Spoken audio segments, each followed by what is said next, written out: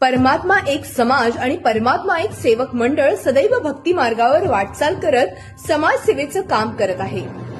परंतु काँग्रेस सारखा निर्लज्ज पक्ष मतांसाठी कोणत्याही थराला जाऊ शकतो।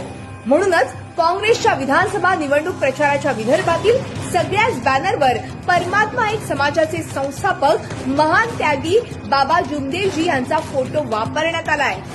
तथापि काँग्रेसने यासाठी परमात्मा एक सेवक मंडळ नागपूर अध्यक्ष राजू मदनकर किंवा समितीपैकी कोणालाही याबाबत विचारणा केली नव्हती आणि तरीही हा फोटो वापरण्यात आलाय।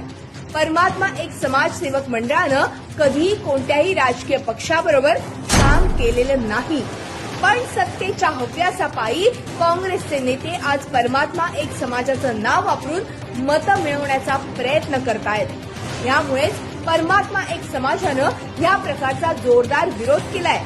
काँग्रेसकडे तात्काळ बॅनर हटवण्याची मागणी केली आहे। तसंच सुनील केदार, नाना पटोले, सुरेश भोयर आदी काँग्रेसच्या सर्व नेत्यांनी परमात्मा एक समाजाची माफी मागावी अशीही मागणी केली आहे। म्हणूनच मतांसाठी आणि सत्तेच्या खुर्चीसाठी कोणत्याही थराला जाणाऱ्या काँग्रेसला कसं मतदान करणार।